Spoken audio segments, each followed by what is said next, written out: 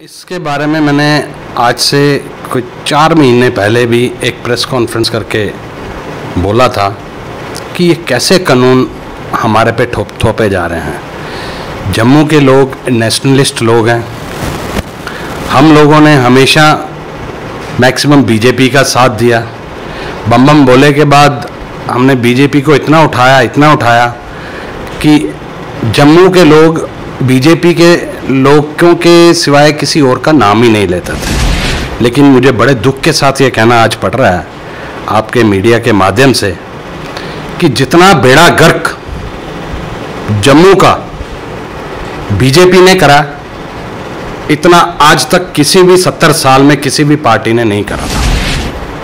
ये एनसी को दोष देते थे, ये पीडीपी को दोष देते थे, ये कांग्रेस को दोष देते थे, लेकिन आज इन्होंने अपने हालात नहीं देखे। पिछले 7 वर्षों से जम्मू को बर्बाद करके रख दिया इन्होंने। पहले टोल प्लाजे लगाए, उसके बारे में लोग बाहर निकले, तब इनके प्रेसिडेंट ने ये बोला कि हमने चिट्ठी लिखी है दिल्ली में, ये टोल प्लाजे हट जाएंगे जल्द से जल्द, और आज तक वो टोल प्लाजे हिल नहीं सके। और अब ये इन्होंने नया कानून बना दिया जम्मू के अंदर कि जम्मू में महाजन, खत्री और सिख एग्रीकल्चर लैंड नहीं खरीद पाएंगे, ना खरीद पाएंगे ना बेच पाएंगे। जिन्होंने ली भी हुई है वो भी नहीं बेच पाएंगे। मैं इनसे ये पूछना चाहता हूँ, ऐसे कानून तो महाराजा जी भी नहीं बनाए थे, आपने तो अंग्रेजों से बढ़कर कानून जम्मू के लोगों के लिए बना दिए। और शायद इनको ये नहीं मालूम कि जम्मू की बीजेपी के अंदर मैक्सिमम महाजन, खत्री, ये लोग बीजेपी के अंदर हैं और ये लीडर ऐसे लीडर हैं। अब मैं क्या बोलूं, अगर ये वाकई में लीडर होते तो 6 साल सरकार चलाते ना। ये बेसिकली लीडर है ही नहीं, ये टट्टू हैं। इन्होंने जम्मू का अगर बेड़ा गर्क हुआ है तो इन लोगों की वजह से हुआ है, जो लोकल लीडरशिप है इनकी। इनको दिल्ली वाले मानता ही नहीं है। अभी पीछे एक बीजेपी के लॉयर ने भी चिट्ठी लिखी है इस लैंड रो के बारे में कि ये गलत है, इसको अमेंड करें।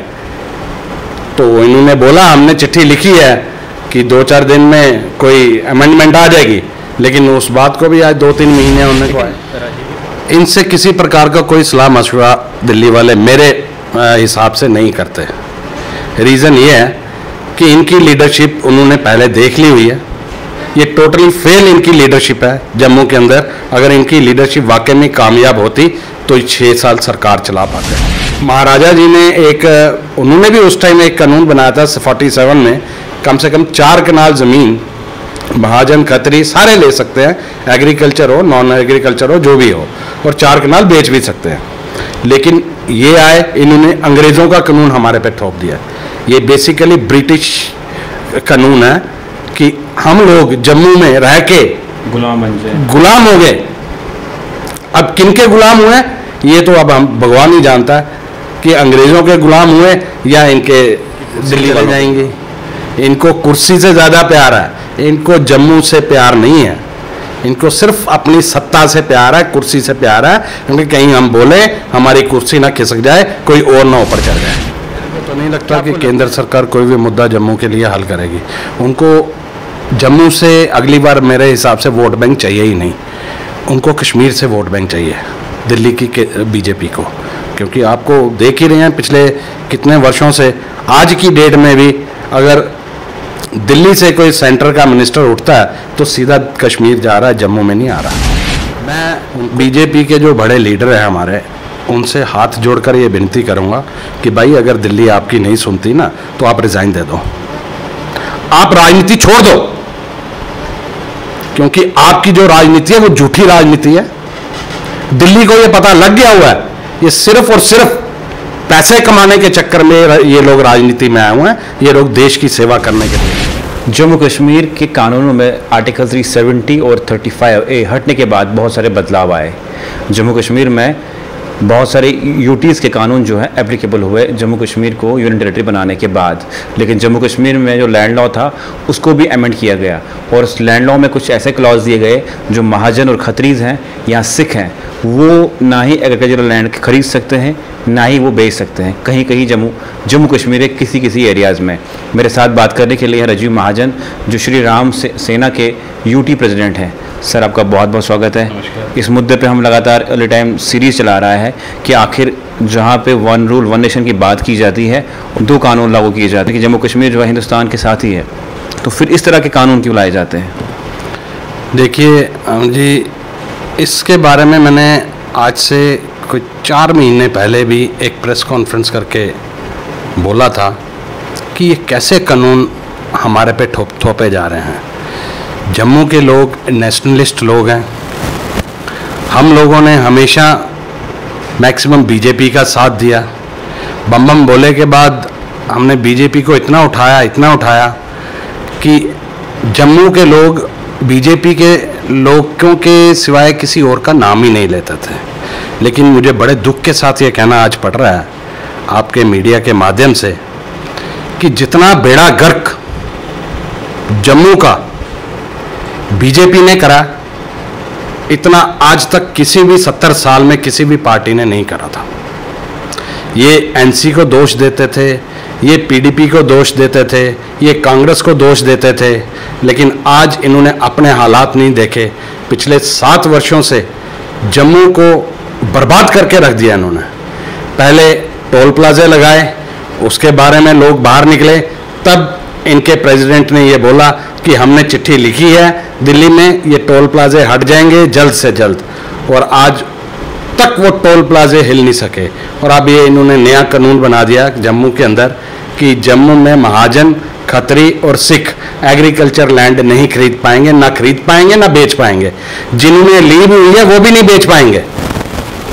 मैं इनसे ये पूछना चाहता हूँ, ऐसे कानून तो महाराजा ने भी नहीं बनाए थे, आपने तो अंग्रेजों से बढ़कर कानून जम्मू के लोगों के लिए बना दिए। और शायद इनको ये नहीं मालूम कि जम्मू की बीजेपी के अंदर मैक्सिमम महाजन, खत्री, ये लोग बीजेपी के अंदर हैं और ये लीडर ऐसे लीडर हैं। अब मैं क्या बोलूं, अगर ये वाकई में लीडर होते तो 6 साल सरकार चलाते ना। ये बेसिकली लीडर है ही नहीं, ये टट्टू हैं। इन्होंने जम्मू का अगर बेड़ा गर्क हुआ है तो इन लोगों की वजह से हुआ। ये जो लोकल लीडरशिप है इनकी, इनको दिल्ली वाले मानता ही नहीं है। अभी पीछे एक बीजेपी के लॉयर ने भी चिट्ठी लिखी है इस लैंड रो के बारे में कि ये गलत है, इसको अमेंड करें। तो इन्होंने बोला हमने चिट्ठी लिखी है कि 2-4 दिन में कोई अमेंडमेंट आ जाएगी, लेकिन उस बात को भी आज 2-3 महीने होने को आए। राजीव जी बात करना चाहेंगे, इनने चिट्ठी लिखी, इनने रिक्वेस्ट की केंद्र सरकार से। केंद्र में तो भाजपा की पार्टी है और ये भाजपा के ही लोग हैं। अगर जम्मू कश्मीर में कानून बनता है तो जाहिर सी बात है इनसे भी सलाह मशवरा लेते होंगे वो लोग। क्या आपको लगता है कहाँ पे कमी रह जाती है कि फिर ये लोग चिट्ठियाँ लिख देते हैं? इनसे किसी प्रकार का कोई सलाह मशवरा दिल्ली वाले मेरे हिसाब से नहीं करते। रीज़न ये है कि इनकी लीडरशिप उन्होंने पहले देख ली हुई है। ये टोटली फेल इनकी लीडरशिप है जम्मू के अंदर। अगर इनकी लीडरशिप वाकई में कामयाब होती तो 6 साल सरकार चला पाते। इसका मतलब दिल्ली के लोग जो दिल्ली सेंटर में बीजेपी के बैठे हुए हैं वो इनसे किसी प्रकार का कोई सलाह मशवरा नहीं करते। मेरे को आप एक चीज़ बताइए, आज जम्मू के बीजेपी के अंदर कितने % महाजन्स हैं, कितने % खत्री हैं और कितने % दूसरी कम्युनिटी के लोग हैं? मेरे हिसाब से, मेरा अपना जो मानना है, मोर देन 70% महाजन और खत्री बीजेपी को चला रहे हैं। जो बाकी 30% लोगों को उन्होंने बेनिफिट दिया, हमारे को इन्होंने दरकिनार कर दिया। महाजनों को भी दरकिनार कर दिया, खत्रियों को भी कर दिया और जम्मू के सरदारों को भी कर दिया। लोग, महाराजा जी ने उन्होंने भी उस टाइम एक कानून बनाया था 47 में, कम से कम 4 कनाल ज़मीन महाजन, खत्री सारे ले सकते हैं, एग्रीकल्चर हो, नॉन एग्रीकल्चर हो, जो भी हो, और 4 कनाल बेच भी सकते हैं। लेकिन ये आए, इन्होंने अंग्रेज़ों का कानून हमारे पे थोप दिया। ये बेसिकली ब्रिटिश कानून है कि हम लोग जम्मू में रह के गुलाम हो गए। अब किनके गुलाम हुए ये तो अब हम भगवान ही जानता है कि अंग्रेज़ों के गुलाम हुए या इनके दिल्ली वालों के गुलाम हुए। आपने कहा कि भाजपा में कम से कम 70-80% नेता जो हैं वो खत्री और महाजन हैं। बिल्कुल। लेकिन अगर नेता हैं तो वो आगे क्यों नहीं आ रहे, वो बोल क्यों नहीं रहे हैं? भाई कुर्सी का मसला है, वो बोलेंगे उनकी कुर्सियाँ चले जाएंगी। इनको कुर्सी से ज़्यादा प्यार है, इनको जम्मू से प्यार नहीं है। इनको सिर्फ अपनी सत्ता से प्यार है, कुर्सी से प्यार है, क्योंकि कहीं हम बोले हमारी कुर्सी ना खिसक जाए, कोई और ना ऊपर चढ़ जाए।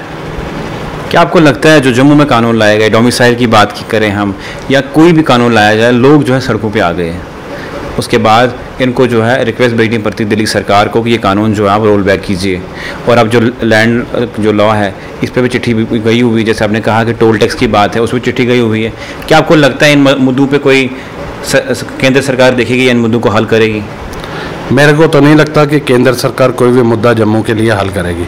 उनको जम्मू से अगली बार मेरे हिसाब से वोट बैंक चाहिए ही नहीं, उनको कश्मीर से वोट बैंक चाहिए, दिल्ली की बीजेपी को। क्योंकि आपको देख ही रहे हैं पिछले कितने वर्षों से, आज की डेट में भी अगर दिल्ली से कोई सेंटर का मिनिस्टर उठता है तो सीधा कश्मीर जा रहा है, जम्मू में नहीं आ रहा। उनको कश्मीर की पड़ी हुई है, कश्मीर में डेवलपमेंट होनी चाहिए, जम्मू की डेवलपमेंट जाए खाक में, क्योंकि कश्मीर के जो लीडर हैं वो कश्मीर के लिए लड़ते हैं, वो अपनी जान कुर्बान करने के लिए भी वहाँ पर बैठे हुए हैं। लेकिन हमारे जम्मू के लीडर सिर्फ कुर्सी के चक्कर में बैठे हुए हैं। इस वजह से जम्मू का ये बेड़ा गर्क और बेहाल करके रख दिया इन्होंने। शराब की दुकानें इन्होंने पहले अलॉट हुई, उनके 25-30 हज़ार लोगों को बेघर कर दिया। मुझे बताइए कि जैसे हमने कहा कि भाजपा जो जम्मू के लीडरशिप है, केंद्र की भाजपा इनसे सुनती नहीं है, क्या आपका आखिरी मैसेज रहेगा इनके लिए कि किस तरह ये अपनी सुनवाई करवाएं दिल्ली में? मैं बीजेपी के जो बड़े लीडर हैं हमारे, उनसे हाथ जोड़कर ये विनती करूंगा कि भाई अगर दिल्ली आपकी नहीं सुनती ना तो आप रिजाइन दे दो, आप राजनीति छोड़ दो, क्योंकि आपकी जो राजनीति है वो झूठी राजनीति है। दिल्ली को ये पता लग गया हुआ है, ये सिर्फ और सिर्फ पैसे कमाने के चक्कर में ये लोग राजनीति में आए हुए हैं, ये लोग देश की सेवा करने के लिए नहीं आए हुए। ये थे मेरे साथ राजीव महाजन जो श्री राम सेना के यूटी के प्रेसिडेंट हैं। इनका साफ तौर पे कहना है कि जितने भी कानून आयद किए जाते हैं जम्मू कश्मीर में वो केंद्र करती है, लेकिन केंद्र की पार्टी जो है भाजपा पार्टी यहाँ पे है, इनकी सुनवाई दिल्ली में नहीं हो रही है और इन नेताओं को रिज़ाइन देना चाहिए अगर इनकी सुनवाई नहीं होती। क्योंकि जम्मू कश्मीर की जनता अगर वोट देती है वो इसलिए वोट देती है कि उनकी भलाई के लिए काम हो जाए, लेकिन जब ये लैंड लॉ लाया गया तो इससे साफ साफ दिखता है कि जम्मू की जनता जो है नाराज़ है। महाजन, सिख और खत्री के लिए अलग कानून और बाकी जो जनता है उनके लिए अलग कानून। फिलहाल के लिए आप देख रहे हो टाइम्स जम्मू।